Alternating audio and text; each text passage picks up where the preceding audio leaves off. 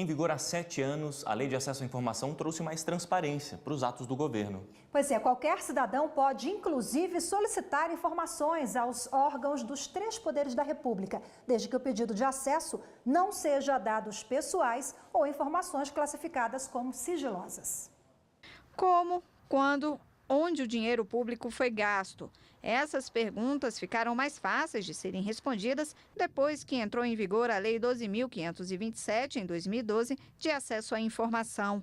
Ela possibilita, por exemplo, a divulgação das contas públicas. Não existia essa consciência de que a informação pública ela tem que estar no órgão, ela tem que estar disponível. Se ela não tem restrição, ela precisa ser dado acesso. Então, inclusive, houve uma mudança até na gestão documental para que essa informação fosse organizada de uma maneira que ficasse fácil o acesso, né? A Lei de Acesso à Informação completou 7 anos. Desde maio de 2012, ela permitiu a qualquer pessoa fiscalizar os atos administrativos e acompanhar todos os passos da gestão. A administração pública tem 20 dias para apresentar as informações e esse prazo pode ser prorrogado por mais 10 dias, desde que justificado. Com a lei, o sigilo passou a ser exceção e não mais a regra. Segundo a Controladoria Geral da União, o Ministério da Economia e o INSS são os que têm mais pedidos de informação. Desde que a lei entrou em vigor, o Ministério da Justiça, por exemplo, recebeu mais de 9.000 pedidos de informação, uma média de 109 por mês. A maioria foi respondida. A maior parte das solicitações partiu de pessoa física. Os contratos administrativos que são feitos aqui, alocação de fundos, que o Ministério da Justiça é gestor de alguns fundos, a maior parte dos pedidos é nesse sentido. E o cidadão ele pode solicitar através da rede do Serviço de Informação Cidadão, chamada ESIC, é um sistema informatizado disponibilizado pelo Poder Executivo Federal através da CGU, está no site do Ministério da Justiça. No caso do governo federal, quando a negativa é injustificada, o cidadão pode recorrer em 4 instâncias. A última é a Comissão Mista de Reavaliação de Informações, que é formada por 10 ministérios e tem a atribuição de classificar os documentos públicos.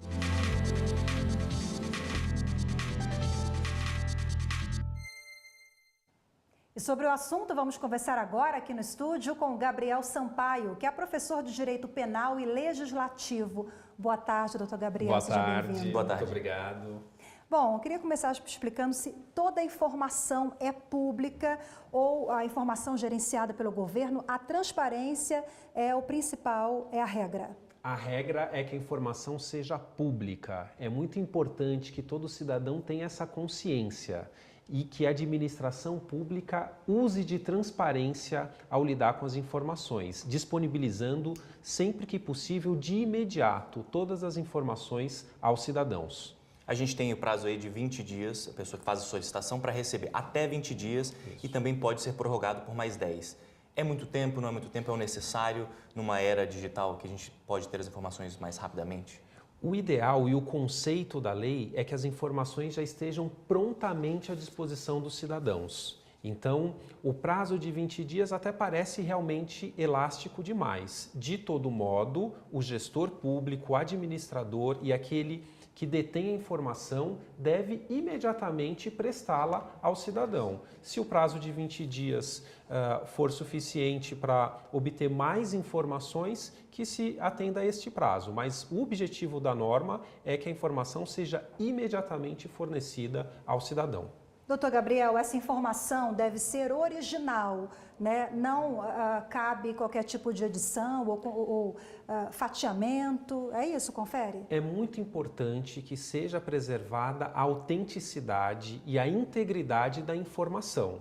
Então, para isso é necessário que se garanta que ela venha de uma fonte primária, o que não impede, obviamente, que mais informações coletadas sejam juntadas para responder ao cidadão, mas a integridade da informação é fundamental. E isso é garantido por meio de assegurar que as informações primárias sejam fornecidas. Até independentemente do requerimento, é fundamental que o órgão público disponibilize por meio dos seus canais a informação pela fonte primária para que o cidadão tenha acesso. Se a pessoa que recebeu esse documento ficar em dúvida se ele teve uma edição, como ele consegue perceber? O que ele pode fazer nesse tipo de caso? Ele tem tanto direito ao recurso, assim que receber a informação, e pode buscar os órgãos competentes para responsabilizar o responsável por uma violação àquela informação. A lei, ela também tipifica a responsabilidade daquele que trata da informação. E pode ter, inclusive, uma punição para essa pessoa que teria feito uma alteração?